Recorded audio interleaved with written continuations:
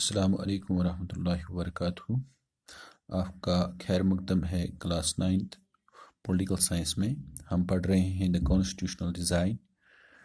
اس میں ہم نے دیکھا کہ امپورٹنس کتنی ہے کانسٹیٹیوشن کی۔ ریٹن لاز ہوتے ہیں، سب کو وہ اوبے کرنا پڑتا ہے اور اس سے ملک کا نظام اچھے طریقے سے چلتا ہے۔ پھر ہم نے دیکھی ساؤتھ افریقہ کی مثال، کس طرح سے وہاں پر اپارتھائڈ تھی، بلیک سکنڈ پیپل کے ساتھ کس طرح سے ڈسکرمنیشن ہو رہی تھی۔ Finally they were successful in achieving their independence in 1994۔ اس کے بعد نیلسن منڈیلا وہاں کے فرسٹ بلیک پریزیڈنٹ بنے اور اس کے بعد انہوں نے اپنے کانسٹیٹیوشن کو مرتب کیا جس میں سبھی کمیونٹیز کو ایکول رائٹس دیے گئے۔ ایک بات ہمیں یہ جاننی ضروری ہے کہ جتنی بھی کنٹریز جن کے پاس کانسٹیٹیوشن ہے، یہ ضروری نہیں ہے کہ وہ ڈیموکریٹک ہو سکتے ہیں۔ یعنی کانسٹیٹیوشن نان ڈیموکریٹک کنٹریز کے پاس بھی ہو سکتا ہے، لیکن تمام ڈیموکریٹک کنٹریز کے پاس ایک کانسٹیٹیوشن ہوگا۔ جس طرح سے ہم نے دیکھا فرینچ ریولوشن آیا دنیا میں تو انہوں نے اپنے آپ کو، فرانس کے لوگوں نے اپنے آپ کو کانسٹیٹیوشن دیا۔ برطانیہ میں، اس میں امریکہ میں، تو وہاں پر لوگوں نے اپنا ایک ریٹن کانسٹیٹیوشن بنایا، بلکہ برطانیہ میں بھی ایک کانسٹیٹیوشن ہے، اگر وہ ان ریٹن ہے تو لیکن کانسٹیٹیوشن ہے۔ In short, we can say all the countries that have constitutions are not necessarily they are democratic, but all countries that are democratic will have a constitution۔ اب ہم یہاں پر جو آج کا ٹاپک جو ہمارا ہے the making of Indian constitution. جن حالات میں ہندوستان نے آزادی حاصل کی، ہم سب جانتے ہیں کہ they were the very difficult circumstances۔ Indian constitution was framed under very difficult circumstances۔ یعنی اس وقت حالات بہت زیادہ خراب تھے۔ کیوں؟ کیونکہ سب سے پہلی بات جو انڈیا کا پارٹیشن ہو گیا، انڈیا کا بٹوارہ ہو گیا، وہ مذہب کی بنیاد پر ہو گیا۔ پاکستان وجود میں آ گیا، ہندوستان وجود میں آ گیا، اور it was a traumatic experience for the people of India and Pakistan because 10 lakh people were killed on both sides of the border۔ That was the partition related violence۔ یعنی پارٹیشن ہوا، دونوں ملک آزاد ہو گئے تو لیکن اس سے بہت سارے لوگ مارے گئے، 10 لاکھ لوگ مارے گئے۔ ایک چیلنج یہ تھا کہ ان حالات میں کانسٹیٹیوشن بنانا ہے، ہندوستان کا مرتب کرنا ہے۔ It was a challenging task. دوسرا چیلنج تھا پرنسلی اسٹیٹس کا۔ 500 پلس پرنسلی اسٹیٹس اس وقت تھے انڈیا میں، بلکہ اس سے بھی زیادہ۔ تو برٹشرز نے ایک چوائس رکھی تھی کہ یا تو آپ انڈیا کے ساتھ جا سکتے ہو، پاکستان کے ساتھ جا سکتے ہو، یا آپ انڈیپینڈنٹ رہ سکتے ہو۔ یعنی یہ دو بڑے چیلنجز، ایک تو تھا کہ جو ملک کا بٹوارہ ہو چکا تھا مذہب کی بنیاد پر، دوسرا پرنسلی اسٹیٹس، چھوٹے چھوٹے ریاستیں تھیں ہندوستان میں، وہ اس سے پہلے بالکل ان کا اپنا راجہ مہاراجہ ہوا کرتا تھا، لیکن ان کو منانا تھا کہ کس طرح سے آپ انڈیا میں رہ سکتے ہو۔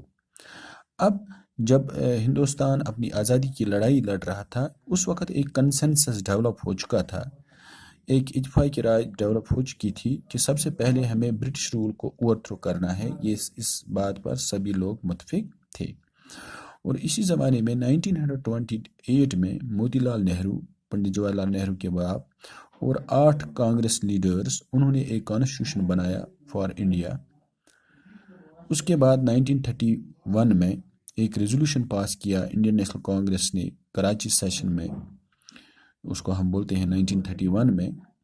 ان دونوں ڈاکیومنٹس نے، یعنی جو موتی لال نہرو نے 1928 میں اور جو کراچی ریزولوشن پاس کیا گیا، اس میں جو کامن چیزیں تھیں، اس میں یہ بتایا گیا کہ سب سے پہلا یونیورسل اڈلٹ فرنچائز ہوگا، یعنی جتنے بھی ہندوستان کے لوگ ہوں گے ان کو سب کو ایک خاص عمر کے لوگوں کو، یعنی ایک خاص عمر کے بعد تمام لوگوں کو رائٹ ٹو ووٹ ہوگا، جس کو ہم بولتے ہیں universal adult franchise. All the individuals, all the citizens who have attained a fixed age, a certain age, they have right to vote without any discrimination based on gender, caste, religion, region, etc. یعنی یہ بات تھی. دوسرا تھا right to freedom and right to equality ہوگی to the citizens of the India. اور ایک بات اس میں تھی protecting the rights of minorities, جو اقلیت ہیں، جو کم پاپولیشن میں انڈیا میں ہے، چاہے وہ مسلمز ہے، سکھس ہے، کرسچنز ہے، بدھسٹس ہے، جیوز ہے یا کوئی اور کمیونٹی ہے، ان کے رائٹس کو پروٹیکٹ کیا جائے گا. اور ان ویلیوز کو، ان باتوں کو تمام لیڈرز نے مانا اس سے پہلے کہ کانسٹیٹوئنٹ اسمبلی بنتی. یعنی کانسٹیٹوئنٹ اسمبلی بننے سے پہلے ہی کانسٹیٹوئنٹ اسمبلی کا کام ہوتا ہے to make the constitution for a country. اگر کل کو کوئی ملک آزاد ہوتا ہے تو اس وقت اس ملک کے لوگ وہاں پر کانسٹیٹوئنٹ اسمبلی بنائیں گے.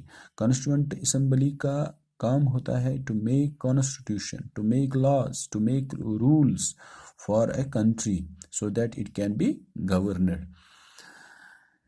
اور اس کے بعد 1937 میں یہاں پر الیکشنز ہو گئی پروونشل لیجسلیچرز برٹشرز کے رول میں، but they were not fully democratic. ان میں رائٹ ٹو ووٹ سبھی کو حاصل نہیں تھا یا پوری طرح وہ ڈیموکریٹک نہیں تھی. لیکن جو ورکنگ انسٹیٹیوشنز برٹشرز نے یہاں پر سیٹ اپ کیے تھے، they were very much helpful for the Indians to set up their own institutions. یعنی جو برٹشرز نے یہاں پر چاہے وہ پروونشل لیجسلیچرز یا امپیریل لیجسلیچرز یہاں پر قائم کیے تھے، ان سے انڈینز کو بہت کچھ سیکھنے کو ملا. جب انڈینز اپنا کانسٹیٹیوشن فریم کرنے جا رہے تھے، ان سے ان کو ایک گائیڈنس ملی. اسی کی ایک ایگزامپل ہے گورنمنٹ آف انڈیا ایکٹ 1935. اس کے بہت سارے پروویژنز کو انڈین کانسٹیٹیوشن میں انسرٹ کیا گیا ہے. یعنی جو جتنی بھی، یعنی جب انڈین کانسٹیٹیوشن کو فریم کیا گیا آفٹر 1947، تو اس میں بہت ساری پروویژنز گورنمنٹ آف انڈیا کے ایکٹ کے رکھے گئے، آلدو it was passed under the British rule.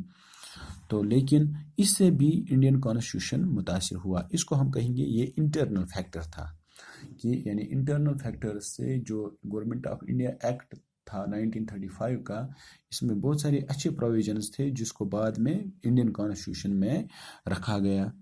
اور دوسرا ایکسٹرنل فیکٹرز بھی تھے جو فریمرز آف کانسٹیٹیوشن تھے. ایکسٹرنل فیکٹرز میں جیسے جو فریمرز آف انڈین کانسٹیٹیوشن تھے، انہوں نے they studied various constitutions of the world. انہوں نے بہت سارے ملکوں کے کانسٹیٹیوشنز کو اسٹڈی کیا، لائک یو ایس اے کا، فرانس کا، برٹین کا، کینیڈا کا. تو ان کانسٹیٹیوشنز کو پڑھنے کے بعد جو جو ان کو اچھی چیزیں لگی، ان کو انڈین کانسٹیٹیوشن میں انکارپوریٹ کیا گیا keeping in view the needs of the Indians. تو ان چیزوں سے وہ متاثر ہو گئے. تو اس کے بعد ہم پڑھیں گے کہ کس طرح سے انڈین کانسٹیٹیوشنٹ اسمبلی کا قیام کب ہوا. تو وہ انشاءاللہ ہم اگلے لیکچر میں پڑھیں گے. Thank you.